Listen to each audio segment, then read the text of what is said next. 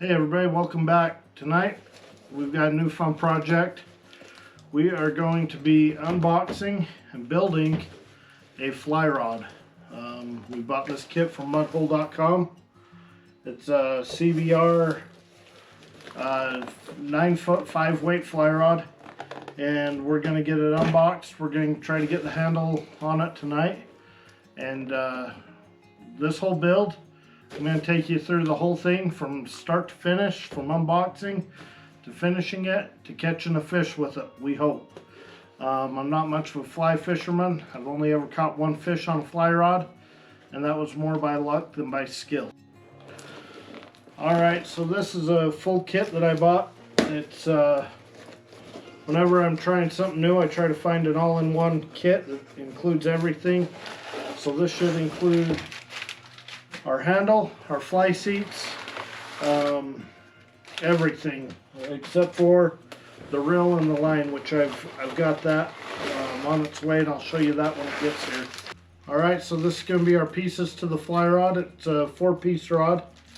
I'll bring you in a little bit closer just a minute. It's supposed to be kind of a teal color, which it is that. Alright, and then this is our fly guides and our reel seat and our handle. I'll just get everything out of the box and then I'll bring you in and show it to you. Alright, so this comes with the fly rod guide kit. This is going to be our winding check, which I'll show you what that is if you don't know. It's also got the tip of our pole in there, our handle, our reel seat, and then this is the fly rod here. And it is a 9-foot 5-weight. I think I mentioned that a few minutes ago. But we're going to get at it. Alright, so first things first, we're going to get our rod out of the package here. Alright, so kind of first things first, you want to find the one with the biggest end on it down here. Usually it'll have a sticker or a part number, something like that. And we are going to get our reel seat, or our handle and our reel seat mounted up to this thing and get it reamed out and show you how it's all going to fit together. Alright, so as you can see, that hole is not going to fit over that, so no way to get that on there where we need it with the way it is. So when I bought my rod building kit, it came with everything I needed. It's got these little reamers. These are supposed to be a hand reamer, but I cheat a little bit and I put in my drill. That way it goes a little quicker. But you do want to be careful, because you want to make sure that you're keeping this in the middle here of the hole in that, so that you do not get your handle on there crooked. If it's off just a little bit, it's not a big deal, but try to keep it as center as you can. So we're going to get this started, get this reamed out and go bigger and bigger till it'll fit down on there where we need it.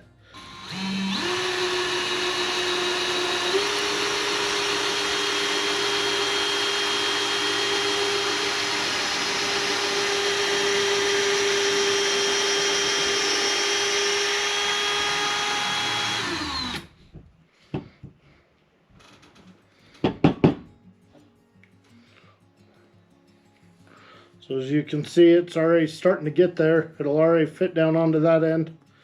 So we're just going to get our next reamer, the next size, and go from there.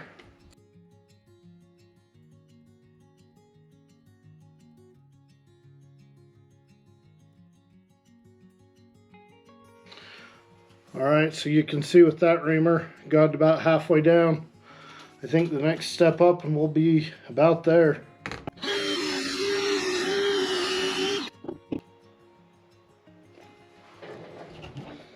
Alright, so as you can see, it did crack that just a little bit. I've never had that happen before. I'm going to try to clean that out just a little bit. See if maybe I can get some super glue or something down in there and glue that back together. And if it doesn't look right, I'll order me a new handle, I guess. Never had one split out like that. Maybe I was taking a little too fast with the reamer or something like that. I'm not sure. Alright, so when you buy the kit, it comes with this little China marker, is what they call it. I don't know what exactly it is, but it works.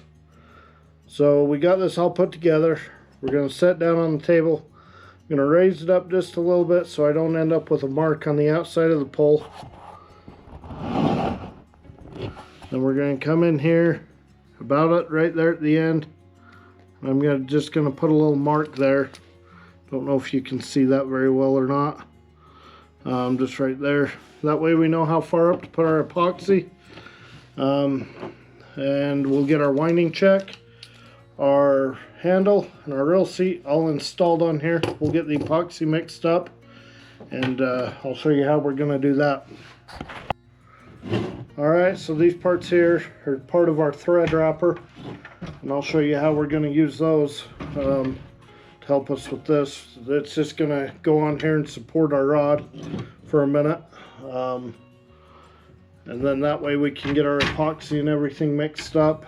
We can get it on the rod and keep it up off the table, keep it from hopefully making too big of a mess.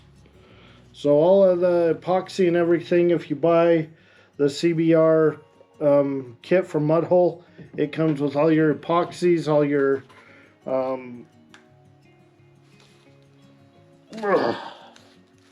comes with everything that you need to do it. I've built quite a few ice rods, a couple of spinning rods, and they turn out really cool. You can do any color combinations you want. It's a lot of fun. So this fly rod's actually one of the easier rods so far that I built. Normally these, like where our rail seat is a lot bigger, and so you have to build up with tape what they call an arbor, and to get your rail seat and your handle to fit, because like your ice rods are so much smaller. I'll show you on another rod build when we decide to build one of them. So you just mix this epoxy 50-50. We probably don't need too much in here, just due to the fact that there's not a ton of space to fill. On the ice rods, there's a lot more space to fill, and so I mix up quite a bit more.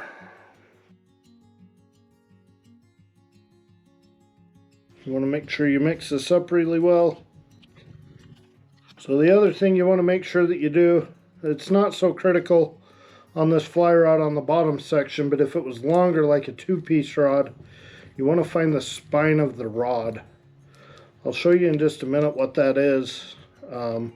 This is so short that you can't really get much of a bend out of it to find that spine in the rod. But you want to line your rail seat up with that spine. As we get it further on the rod build, so we're doing the fly guides and that, we'll find the spine on those smaller pieces, and I'll show you exactly what I'm talking about here in just a minute. We're just gonna apply a nice even coat of this all the way down. Try not to make too big of a mess. I'm really good at making messes. If you don't believe me, you can ask my wife.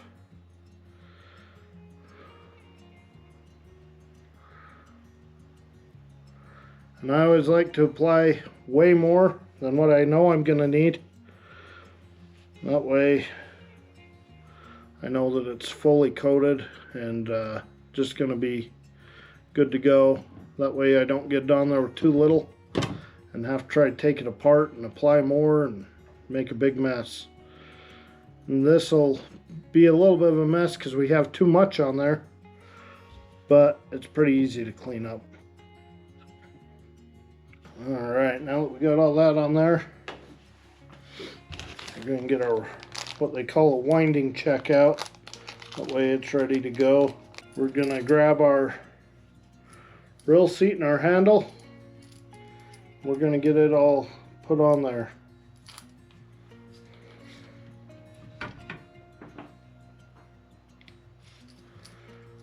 Normally I don't put them all on there as one whole piece, but this all fits together so nice that I'm going to. When you put it in there, I like to spin it. That way I make sure it coats everything on the inside really well. Oh, don't worry about that. We're just going to put that piece in the garbage. Because obviously it's way too much. Like I said before, get a paper towel. I should have already had a paper towel ready to go. Just keep on twisting, get that thing right to the end. I like to go just a little bit past it. And bring it right back to the end. We're going to take a bunch of that off there real quick. Try to keep it out of the threads the best we can. And then we have our little butt cap there. Slide that in there. So you can see it push some up through there. It's not a big deal. We'll get that cleaned up here in just a second. We've got our winding check, which is just going to be a black rubber piece that goes between the rod and the handle there. Just going to put a little dab of epoxy around the edges of that. I don't know if you can see that or not. We're going to slide it down on the rod. Alright, so we got all that installed. I'm going to grab our rubbing alcohol, which I did forget to mention. You will need some of that. We're going to get rid of these big gobs here so I don't make a bigger mess. Put just a little bit of this on here.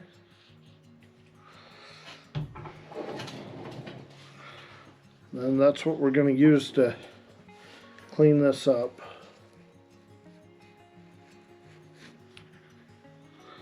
Perfect. Then I'm going to come down and just double check, make sure that anywhere that I might have got some, I get it cleaned off. So we're done with that step. Basically now, all we can do is wait until tomorrow, till all this dries. Then we'll come back, we'll start getting our guides all measured out, exactly where we want them, and get them put on. Let me grab this here real quick. This is the tip of our rod. Let me move you back here just a little bit.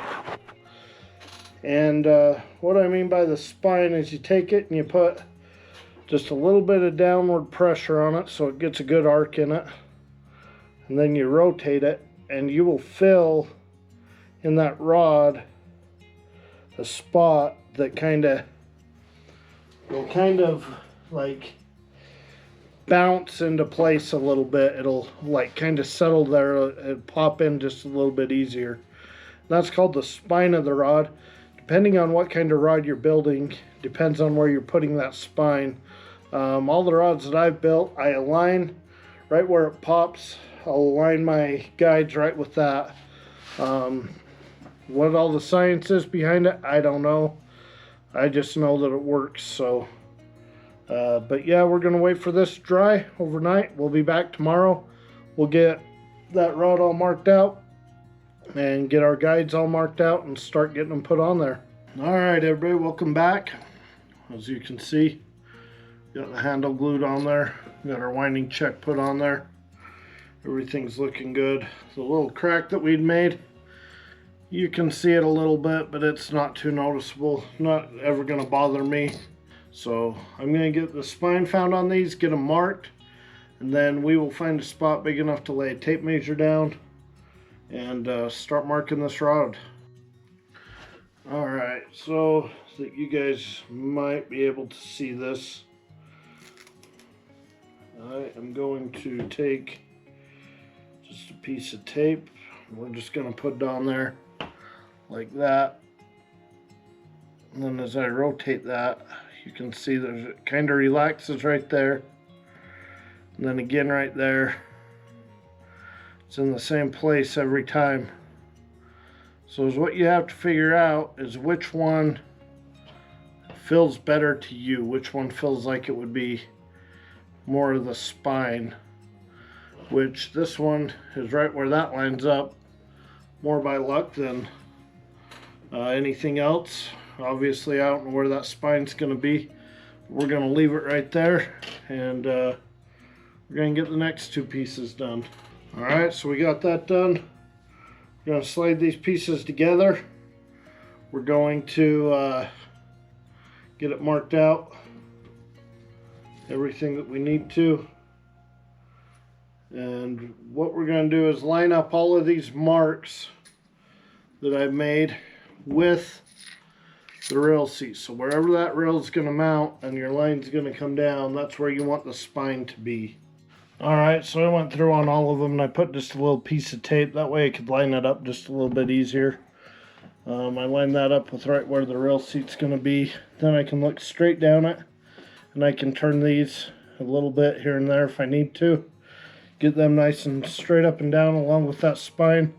We're going to get our tape measure, lay it out, and we're going to start marking this rod. Alright, so we're going to start getting this measured out. These are measurements that I found on the manufacturer's website. This is from Mudhole, and I will put a link to where I found the guide spacing. But basically is what you do, you put the tip of your pole there, and then it will tell you, like my first one is going to be 4 3/16. So I'll get that marked, and then I'll go to 8 7/8 and mark that. I'm just going to use my little China marker here and get this all marked out.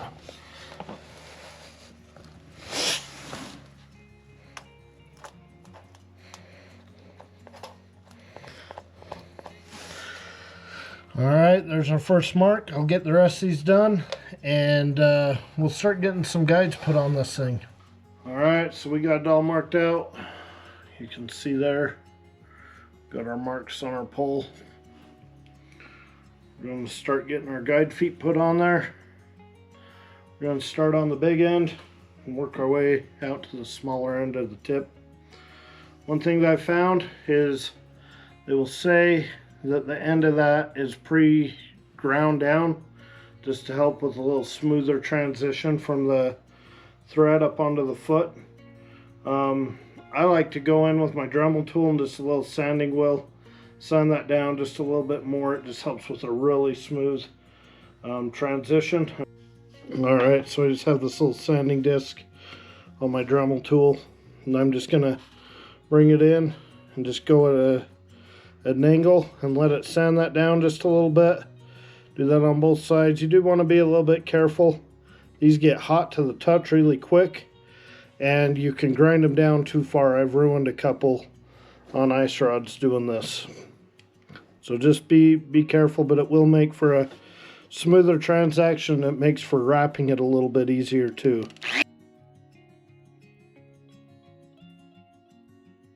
Squint your eyes. Alright, so it's probably hard to tell that I even did much to it, if that'll come in focus there. I don't know if it will or not. But will definitely help for a little smoother transaction from the rod up onto the guide foot. Alright, so one thing that we're going to do right before we tape our rail seat onto the rod, I'm going to come in and just get that China marker off there. Now I've got that marked with my micrometer right there. We are going to line the front of the rail seat up with where that mark is, or was. And this is going to be a little bit tricky. I left this tiny little dot that nobody will ever see except for me. Alright, so we are going to line up the front of this foot with where our mark was on there.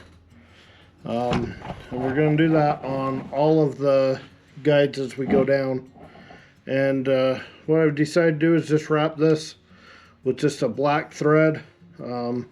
Figured where the rail seat had black on it and it's kind of a darker color on the rail seat part, that we're going to go with all black on it.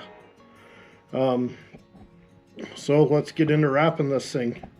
This part is a little bit boring. You're not gonna want to sit and watch all of it, so I'll wrap one of them and then I'll bring you back and I'll show you exactly what we did. I'll probably get some little bit heavier rope and show you on something else just how to get that wrap started and how to do it on something that is a little bit bigger than a little tiny piece of string. Alright, so I'm going to show you guys how I get my wrap started. The easiest way that I've found. So what you're going to do is you're just going to take it. You're going to have a guide in here somewhere. And you're going to just get a piece of tape. Maybe. This tape's probably a little bit small to hold it very good. But then I just tape the tag end to the pole. If my wrap's starting right here, you start wrapping it. And then as you get to right here, you cross it over. And you keep crossing it over it until you have a few wraps on it. And obviously this isn't gonna hold the very best.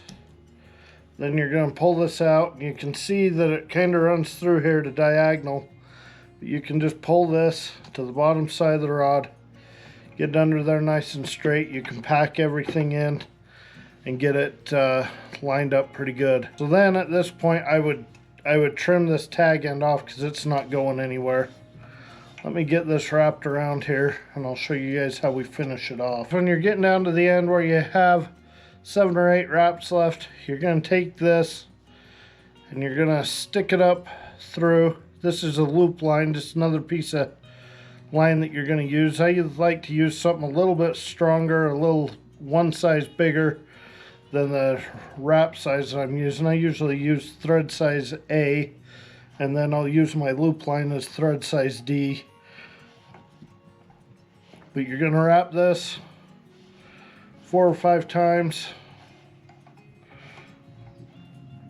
And you're going to grab the end of it. And you're going to stick it. You're going to hold pressure on this because normally you're going to have it wrapped down through here and have pressure on it. So it's naturally going to want to unwind. So hold your pressure on it. Cut it down here. Grab that tag end. Pull it up through here like that, and then you're going to grab this and you're going to pull it all back through, and it goes a lot smoother than this when you're using smaller thread than that. You're just going to work that, pull the end all the way up and through.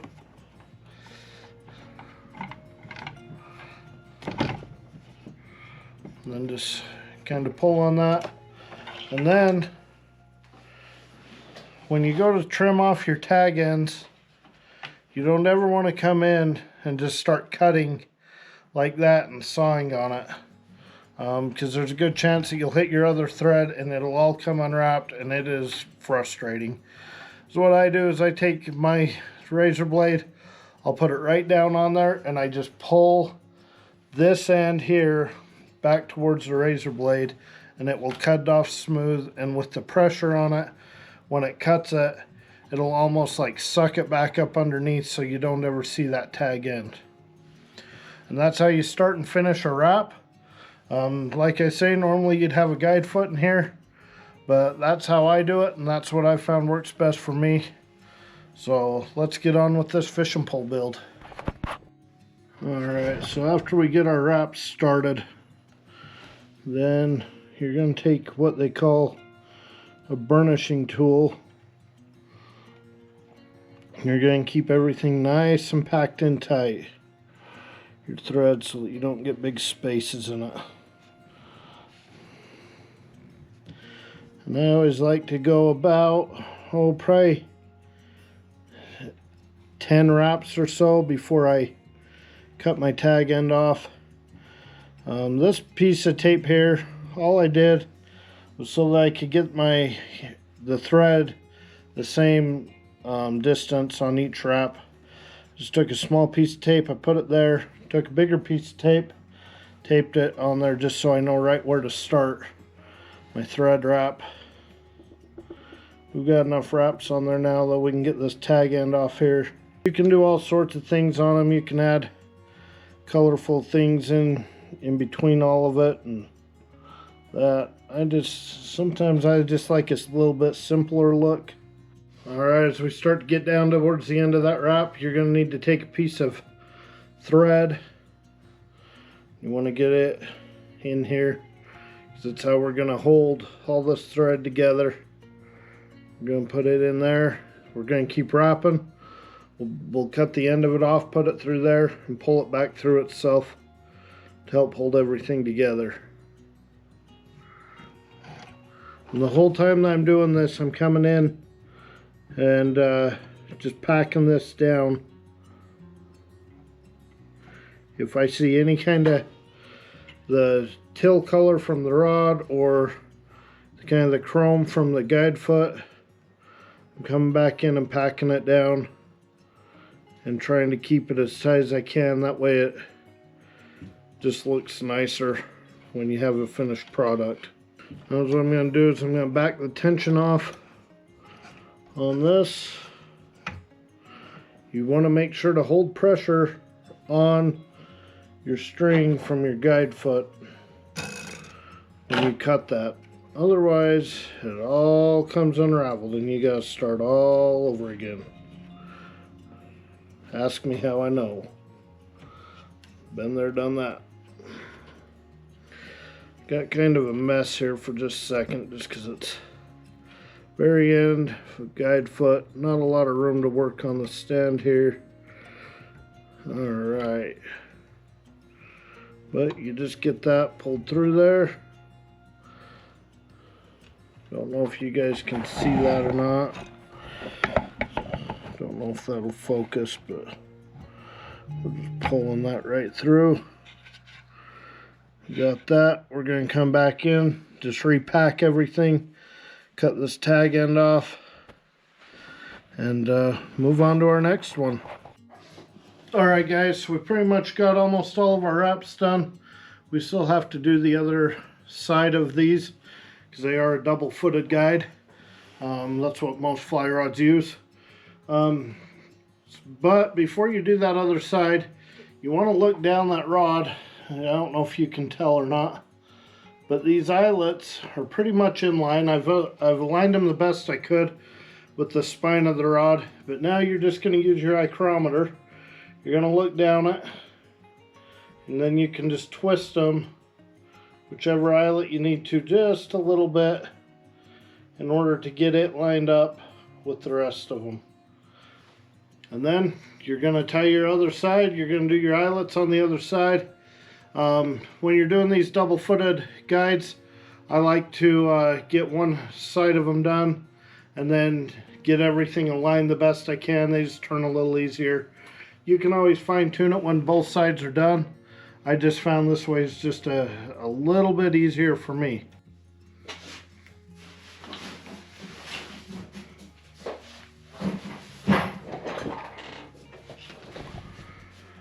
Alright, so we got this done out here on the tip. I did add a few things. Right here where the rod comes together, I add another wrap.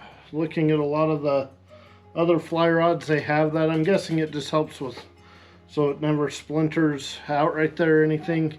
I also added a little hook to hook a fly to. Alright, the lighting over here isn't quite as good, but we'll do with what we can. This is our epoxy that we're going to put over. It's a two-part epoxy. You just mix up equal parts. So we'll get that in there. Alright, now we got that, we're just going to use one of our old paint brushes as a stirring stick. Get it all mixed up here. Kind of turns a cloudy color, and then it'll go to a clear color when it's mixed in a little bit better. Alright, then you turn your drying base or stand on. You just start applying epoxy. You just want to get down there as even as you can.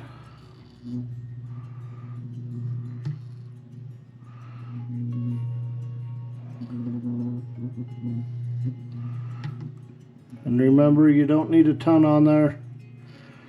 If you don't feel like it's on there heavy enough, you can always go back and do a second coat. It's really not that big of a deal. We'll get all these done. We're gonna let it cure for 24 hours. After 24 hours, we'll bring you back. We'll get the rod tip put on it. And we'll be all finished up at that point and ready to go out and use this thing. Alright, so after you get your epoxy on there, they do send you with this little candle. The little alcohol candle thing. I don't prefer to use it. I have a battery operated heat gun that I use. I just get nice and hot and I just brush it over it real quick. I'll show you how I do it on this one.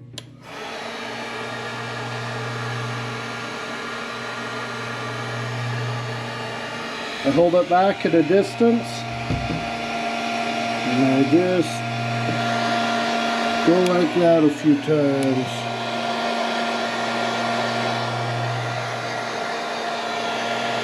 I do that over all of them. So I do that over all of them. That way it gets any little air bubbles, helps to flatten it out a little bit and just smooth it out. Alright, we got the wrap all done on this rod. It's looking really nice. Last thing we need to do is put the tip on it. So we have our little glue stick here. We've got our tip. We've got to get a little piece of glue that'll fit down in that tip. So I've already got a piece that I've just cut just a small just sliver off of.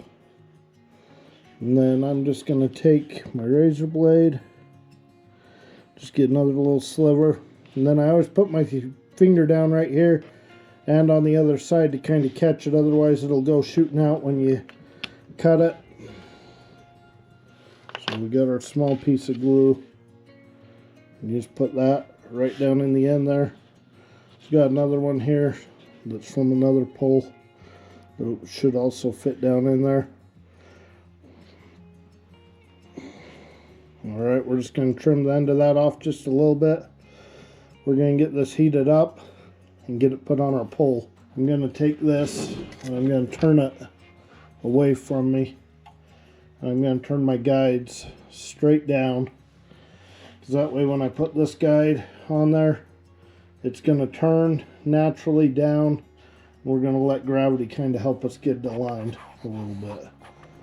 Once this is heated up and going on, you don't have very long to work with it, and if you got to straighten it, it's kind of a pain in the butt, so I recommend taking a little bit of time and making sure you get down there straight the first time.